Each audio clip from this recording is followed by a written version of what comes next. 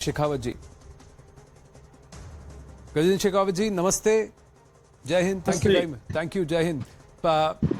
9 साल मोदी सरकार के and we just seeing what's happening around us, increasing security challenges, internal security and societal challenges also.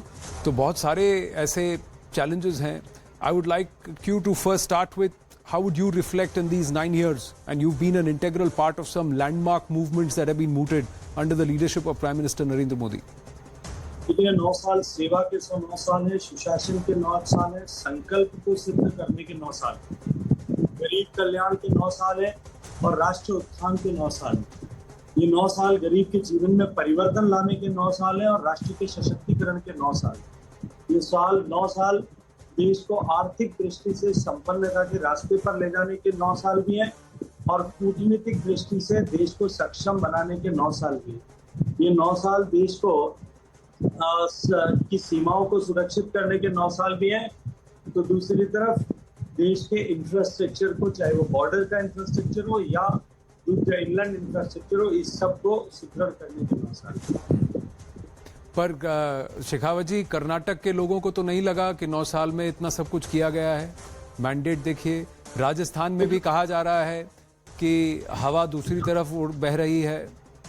Madhya Pradesh, Chhattisgarh, सब मुझे लगता है कि जो लोग राजस्थान की हवा की चर्चा कर रहे हैं और अगर उनको दूसरी तरफ बहती हुई दिख रही है तो मुझे लगता है आपके समझने में कहीं फेर है। जहां अभी हवा है उसके दूसरी तरफ निश्चित रूप से बह रही है। कर्नाटक का प्रश्न है कि मैं फिर कहूंगा आपको कि हम जो चर्चा कर रहे हैं वो 2024 के चुनाव के परिप्रेक्ष्य में सरकार के 9 साल पूरे होने के परिप्रेक्ष्य में कर रहे हैं जी। 2018 में भी कर्नाटक में इसी तरह से उल्टी हवा बही थी, मध्य प्रदेश में भी बही थी, राजस्थान में भी बही थी, छत्तीसगढ़ में भी बही थी। लेकिन फिर भी 2019 में देश की जनता ने देश के कल्याण के लिए नरेंद्र मोदी जी को जो है देश का प्रधानमंत्री बनाने के लिए और अधिक बहुमत के साथ में जो है आशीर्वाद देकर के और प्रधानमंत्री बनने का अवसर प्रदान किया था। इसलिए कर्नाटक को आप 2024 का अगर बेंचमार्क मानते हो तो 2018 में भी यही परिस्थिति थी। जहां तक राजस्थान का प्रश्न है मित्र, मैं आपको एक बात जिम्मेदारी के साथ में कह रहा हूँ, जिस तरह के राजस्थान के हालात हैं, सरकार जिस तरह से हर मोर्चे पर विफल हुई है और उस विफलता के चलते जिस तरह से सरकार की विफलता के चलते जिस तरह से राजस्थान में अब उनको रेवड़ियां बांटने के लिए मजबूर होना पड़ रहा है। लेकिन राजस्थान की जनता अब मानस बना चुकी है और ऐतिहासिक बहुमत के साथ में भारतीय जनता पार्टी की सरकार बनने वाली है। गजेंद्र शेखावत जी, मैं आनंद नरसिम्हन बोल रहा हूँ और मेरा अगला प्रश्न इसी मैं आपकी आवाज पहचानता हूँ, मुझे शक्ल तो मैं ट्रेवल कर रहा हूँ नहीं दिख रही है आपकी, फिर भी आवाज से मैं पहचान सकता हूँ। नहीं, धन्यवाद। मैं बस आपसे इतना जानना चाहता हूँ कि राहुल गांधी अभी यूएस में है, उनका ये कहना है कि जो भी आंकड़े सरकार गिना रही है वो सिर्फ नाम के वास्ते है, पैकेजिंग है, डिलीवरी ग्राउंड पे कुछ नहीं है। उनका ये कहना है भारत जोड़ो यात्रा में जब वो चल के गए, देश भर में भ्रमण किया, तो उन्होंने ग्राउंड पर जो देखा और जो सरकार क्लेम कर रही है, दोनों में बहुत जमीन आसमान का फर्क है। चलिए, मैं एक बात पूछना चाहता हूँ। राहुल गांधी जी कश्मीर से लेकर कन्याकुमारी से लेकर के कश्मीर तक पैदल चले थे। देश में जो शौचालय बनाने की स्थिति है, जिस पर सरकार ये कहती है कि हमने 100% लोगों के घर में शौचालय बनाने का काम किया है, मुझे लगता है कि शौचालय जिस गरीब महिला को ने बनाया है वो राहुल गांधी जी तक नहीं पहुंच पाई हो। जिन गांवों में राहुल गांधी जी का रास्ता किधर से गया था मुझे पता नहीं, जिन देश के 60% घरों में पीने का पानी पहुंच गया, जो पानी सर पे लाने के लिए मजबूर थी, उन महिलाओं से राहुल गांधी जी नहीं मिल पाए हो। जिस गरीब को घर मिला है, जो पहले कच्चे में सोने को मजबूर थी, उनके दादा, नाना, परनाना और उनकी माता और उनकी नानी और पिताजी के राज के होते हुए भी और अदृश्य रूप से राज उनका और उनकी माताजी के हाथ में होते हुए भी जो लोग खुले में सोने के लिए मजबूर थे, उनको घर मिला है, वो शायद राहुल गांधी जी को नहीं दिखे होंगे। देखिए, मैं आपको एक बात कहना चाहता हूँ, ये जो गरीब के कल्याण और गरीब के जीवन में परिवर्तन जब आता है, वो ऐसे लोगों को जो सोने और चांदी का चम्मच लेकर के पैदा होते हैं, अपने आप को प्रिविलेज मानते हैं, युवराज मानते हैं, उन लोगों को वो विकास कभी विकास दिखाई नहीं देता। उनके विकास की परिभाषा उनके परिवार के विकास, उनके परिवार के पास में सत्ता की चाबी वो हो, तभी शायद उनको विकास दिखता है। गरीबों के जीवन में जो परिवर्तन आया, 80 करोड़ लोगों को जो राशन मिला, भारतीय जनता पार्टी नीति सरकारें नहीं, दूसरी सरकारों ने भी राशन बांटा होगा। शायद वो गरीब माताएं बहनें राहुल गांधी जी को नजर नहीं आई होंगी, शायद उनको बातचीत करने का उनसे अवसर नहीं मिला होगा। जिन गरीब महिलाओं के घर में गैस का चूल्हा आ गया है वो भी शायद उनको नहीं मिले होंगे। ऐसा अनेक लोग जिनके जीवन को सरकार ने छुआ, जिनके सामर्थ्य को सरकार ने बढ़ाया, और शायद मुझे लगता है कि उन सारी सड़कों पे जब वो कन्याकुमारी से चल करके और कश्मीर तक पहुंचे होंगे, वो सारे हाईवे जिन पर वो चले होंगे, उनके निर्माण की तिथि उन्होंने नहीं पूछी होगी और उनको लगता होगा कि ये सब सड़कें पहले से इसी तरह की बनी हुई हैं। मुझे लगता है कि उनको अपनी दृष्टि चक्षु को खोल करके और देश की तरफ हालात पर देख करके राजनीति का चश्मा उतार करके देखना पड़ेगा, तब जाकर के उनको देश में हुआ विकास और देश के गरीब आदमी के जीवन में आया हुआ परिवर्तन जो है उसका साक्षात्कार हो सकेगा। उनका तो ये कहना है, और विपक्ष तो एक होता हुआ दिख रहा है। उनका कहना है विपक्ष को एक इसलिए होना पड़ रहा है क्योंकि बीजेपी सरकार विपक्ष को कुचलने की कोशिश कर रही है, उनकी यात्रा को भी रोकने की कोशिश की और विपक्ष के सभी नेताओं को प्रताड़ित करने का काम, एजेंसियों का दुरुपयोग। अब 2024 में ये परिस्थिति पार्लियामेंट में भी हमने देखा इनॉग्रेशन में कि ऑपोजिशन ने उसे बॉयकॉट किया। तो विपक्ष एक हो रहा है, भाजपा अकेला हो गया। देखिए, विपक्ष का एक होने का अगर आप विषय को देखते हैं तो 2018 में भी इसी तरह की स्थिति थी। इसी तरह से सब लोग एक होने का प्रयास कर रहे थे, लेकिन देश की जनता अपना भला और बुरा समझती है। देश की जनता अब जानती है, परिपक्व हो गई है, देश का मतदाता परिपक्व हुआ है। वो ये समझता है कि देश का हित कौन कर सकता है और किन लोगों ने देश को लूटा है और किन लोगों ने देश को बनाया है। ये डिफरेंशिएट देश की जनता कर सकती है। जहां तक जो है विपक्षी एकता से आगे उठ करके जो एजेंसीज के दुरुपयोग की उन्होंने चर्चा की जी, मुझे लगता है कि एक बार राहुल गांधी जी को राजस्थान की तरफ जरूर दृष्टि उठा करके देख लेना चाहिए। वहां जिस तरह से एजेंसीज का दुरुपयोग उनकी सरकार कर रही है, जिस तरह से लोगों के चरित्र हनन करने का प्रयास कर रही है, जिस तरह से भ्रष्टाचारियों को बचाने के लिए उनकी सरकार काम कर रही है, जिस तरह से मीडिया के लोगों पर आलोचना करने के लिए झूठे मुकदमे कर रही है, जिस तरह से उनकी पुलिस सोशल मीडिया पर एक पोस्ट लिख देने के कारण से सैकड़ों लोगों को जेल के सीखों में, और पोस्ट में कोई आपत्तिजनक पोस्ट नहीं, किसी सरकार नेता के गलत काम को के लिए सिर्फ उसकी प्रतिक्रिया दे देने के मात्र के कारण से सैकड़ों लोगों को जो जेल भेज रही है। एजेंसी का दुरुपयोग की बात करना और भ्रष्टाचार की बात करना, बेरोजगारी की बात करना, मुझे लगता है कि राजस्थान की कांग्रेस सरकार के होते हुए कांग्रेस का लाइसेंस सीज हो रखा है। वो बोलने से उनका अधिकार नहीं है, नैतिक अधिकार भी वो उसके लिए पूछे। पर कहीं ना कहीं आपको लगता है कि कांग्रेस अब थोड़ा उफान पे है, थोड़ा सा वापस ग्राउंड ट्रैक्शन पकड़ रहा है? कांग्रेस पार्टी को लगता है उनकी पॉपुलैरिटी बढ़ रही है, लोकप्रियता बढ़ रही है, विपक्ष का चेहरा कांग्रेस पार्टी ही है। इस तरह की खुशफहमी जो है उनको 2018 में जब छत्तीसगढ़, मध्य प्रदेश और राजस्थान में कांग्रेस की सरकार बनी हुई थी, तब भी इस तरह की खुशफहमी उनको पैदा हुई थी। वो खुशफहमी उनको मुबारक है, अवश्य बनी रहे, लेकिन धरातल और हकीकत को वो नहीं समझेंगे तो उनका हश्र फिर वही होने वाला है।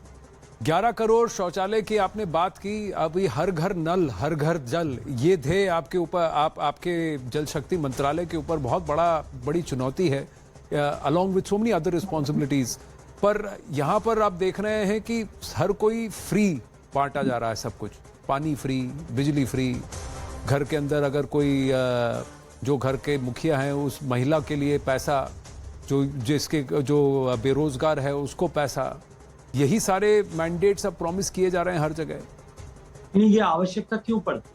जब सरकार विकास के पैमाने पर विफल हो जाती है, जब सरकार के ऊपर अन्य तरह के दोष लग जाते, जब सरकार डिलीवरी नहीं कर पाती, जब सरकार केंद्र की सरकार के योजनाओं का इम्प्लीमेंटेशन, अपनी घोषणाओं को धरातल पर नहीं उतार पाती, तब जाकर के मजबूरीवश इस तरह के इंसेंटिव्स देने, इस तरह की रेवड़ियां बांट करके सत्ता के कुर्सियों पर चिपके रहने के प्रयास किए जाते हैं। और ये बात जो बात हम बार बार कह रहे थे कि राजस्थान की सरकार डिलीवरी करने में फेल हुई है, अब एक बार फिर सत्ता के सिंहासन पर बैठने के लिए ऐसी अपनी घोषणाओं को बार बार रिपीट करके उन घोषणाओं को पूरा करने, उन घोषणाओं के माध्यम से जनता को भ्रमित करने और उनका वोट पाने की कोशिश सरकार कर रही है। मैं एक छोटा सा उदाहरण आपको देना चाहता हूँ। गहलोत साहब की सरकार ने एक घोषणा की है कि हम 500 रुपए में गैस का सिलेंडर देंगे। अब राजस्थान की जनता ये जानती है, राजस्थान के 7.5 करोड़ लोग ये जानते हैं कि राजस्थान में देश में सबसे ज्यादा महंगा डीजल और पेट्रोल बिकता है। राजस्थान के लोग ये भी जानते हैं कि हमारे पड़ोसी प्रदेश हरियाणा, हमारा पड़ोसी प्रदेश गुजरात, मध्य प्रदेश की तुलना में 10 रुपए लीटर पेट्रोल और 10 रुपए लीटर डीजल ज्यादा महंगा है। राजस्थान में 15 करोड़ लीटर डीजल हर महीने बिकता है, 45 करोड़ लीटर 15 करोड़ पेट्रोल बिकता है, 45 करोड़ लीटर डीजल हर महीने बिकता है। 60 करोड़ लीटर की सेल के अगेंस्ट में राजस्थान की जनता की जेब से 10 रुपए दूसरे राज्यों के से ज्यादा लूट करके 600 करोड़ रुपए हर महीने सरकार अशोक गहलोत साहब अपनी जेब में डालते हैं। और उस 600 करोड़ रुपए को अगर आप 4.5 साल से मल्टीप्लाई करो, लगभग 27-28 हजार करोड़ रुपया राजस्थान की जनता से, राजस्थान के लोगों की जेब से निकालने का काम गहलोत साहब की सरकार ने किया। अब आप 27,000 करोड़ रुपए लूट करके उसके बाद राजस्थान की जनता को उज्ज्वला कनेक्शंस में जो सब्सिडी मोदी जी 200 रुपए दे रहे हैं, उस सब्सिडी से ऊपर 400 रुपए एडिशनल सब्सिडी देने के लिए उनको धूप में लाइन में खड़ा कर रहे हो। मोदी जी ने 200 रुपए की सब्सिडी दी तो किसी को पूछा नहीं था, किसी को डेटा कलेक्ट नहीं किया था। डेटा ऑलरेडी एग्जिस्ट करता है।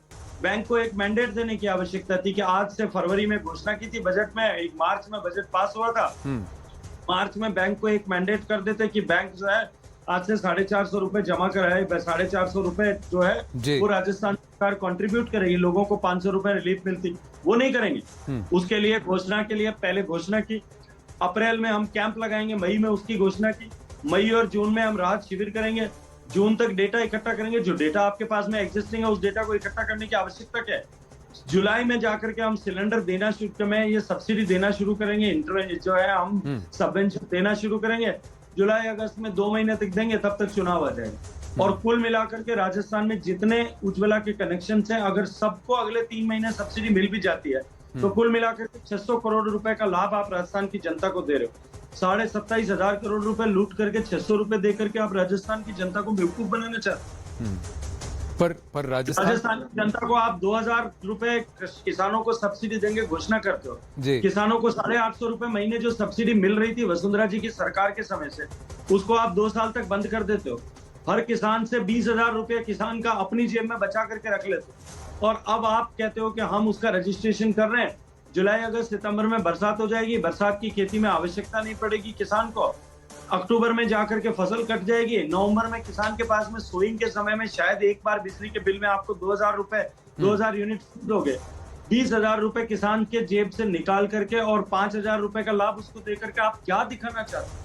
पर ये, लेकिन ये तो इंस्टेंट बेनिफिट है ना शेखावत जी, इसीलिए तो कई बार वोटर अगर उसमें जीत गया। देखिए राजस्थान का वोटर, राजस्थान का किसान कर्ज माफी के नाम का धोखा एक बार खा चुका है। राजस्थान का युवा बेरोजगारी भत्ते का धोखा खा चुका है। राजस्थान का युवा पेपर लीक के चलते हुए नौकरियां देंगे इसका धोखा खा चुका है। राजस्थान की महिलाएं कि हम सुरक्षा प्रदान करेंगे, राजस्थान को सबसे ज्यादा रेप होने वाले प्रदेश बनाने में कामयाब होकर के उनको धोखा राजस्थान की सरकार दे चुकी है। और राजस्थान के स्वाभिमानी लोग एक बार धोखा खा सकते हैं। हमारे यहाँ जो है कहावत होती है कि दूध का जला हुआ भी छाछ को भी फूंक करके पीता है जी। अब की बार, पिछली बार हमारा दूध से मुंह जल चुका है, अब की बार हम जो है छाछ से अपना फूंक करके पियेंगे, अपने बार तो नहीं जलाएंगे। अंतिम प्रश्न है कि वहां पर कांग्रेस में 2 चेहरे हैं जो लड़ रहे हैं मुख्यमंत्री पद के लिए, बीजेपी में कौन है? बताया जा रहा है यहाँ 4-5 चेहरे शिरकत कर रहे हैं। 4-5 भी हो सकते हैं, उससे ज्यादा भी होंगे, ये मैं इसके विवाद में नहीं जाना चाहता। भारतीय जनता पार्टी में ये तय करने का अधिकार पार्लियामेंट्री बोर्ड का है। भारतीय जनता पार्टी का राष्ट्रीय अध्यक्ष जो हमारा सर्वाधिकारी है, उन्होंने, हमारे गृह मंत्री जी ने जो भारतीय जनता पार्टी के पूर्व राष्ट्रीय अध्यक्ष हैं, दोनों ने सार्वजनिक मंच पे खड़े होकर के कहा है कि माननीय नरेंद्र मोदी जी का चेहरा हमारा चेहरा है। माननीय नरेंद्र मोदी जी के चेहरे पे हम चुनाव लड़ेंगे और हम सौभाग्यशाली हैं कि हमारे पास में दुनिया का सबसे लोकप्रिय नेता हमारा चेहरे के रूप में हमारे पास में।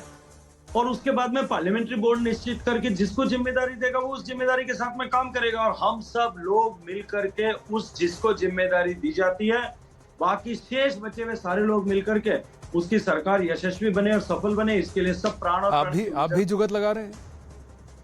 मुझे लगता है कि भारतीय जनता पार्टी में जुगत लगाने की आवश्यकता नहीं होती। भारतीय जनता पार्टी में दायित्व लिए नहीं जाते, यहाँ जो है पद लिए नहीं जाते, यहाँ दायित्व दिए जाते।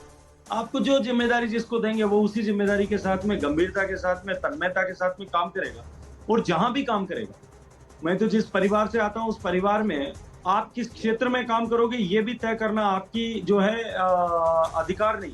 जी परिवार तय करता है, परिवार के बुजुर्ग तय करते हैं, मेंटर्स तय करते हैं। मैं छात्र संघ का अध्यक्ष था, वहां से उठा करके मुझे सामान्यतया लोग राजनीति में जाते हैं, मुझे सीमावर्ती क्षेत्र पे काम करने के लिए भेजा गया। मैंने 20 साल काम किया, जी फिर आकर के यहाँ पे कहा राजनीतिक क्षेत्र में काम करो। हो सकता है शायद आने वाले समय में परिवार के लोग कभी कहें कि तुम जाकर के किसी दूसरे क्षेत्र में वनवासियों के बीच में काम करो। मैं वहां भी उसी उत्साह से काम करूंगा, क्योंकि जहां भी काम करूंगा वहां मैं ये जानता हूं कि मैं देश के लिए काम कर रहा हूं, देश के निर्माण के लिए काम कर रहा हूं। जैसा प्रधानमंत्री जी ने कहा, चरैवती चरैवती चरैवती, चलते रहो चलते रहो चलते रहो। सब लोग करते चलते रहो। रहो, देश के निर्माण के लिए चलते रहो, जी। आदर्श नए आदर्श स्थापित करके चलते रहो। जी शेखावत जी, आपसे जब भी बात करते हैं मजा आता है। बहुत बहुत धन्यवाद आपके समय के लिए। आज भी समय कैसे निकल गया पता नहीं लगा। बहुत थैंक बहुत यू धन्यवाद, आनंद जी। आभार। मैं ट्रैवल कर रहा हूँ, रास्ते में रुक करके किसी कमरे में बैठ करके आपको आईपैड से बात कर रहा हूँ। बहुत थोड़ा बहुत आभार। तुमी होगी शायद, ठीक ठाक आपकी फ्रेम नहीं बन रही होगी। नहीं, सब- लेकिन विकट परिस्थिति में भी आपने मुझे अकोमोडेट किया, मैं धन्यवाद करता हूं। नहीं, आपने हमें समय दिया, उसके लिए आपका भी आभार। धन्यवाद, धन्यवाद सर। नमस्ते।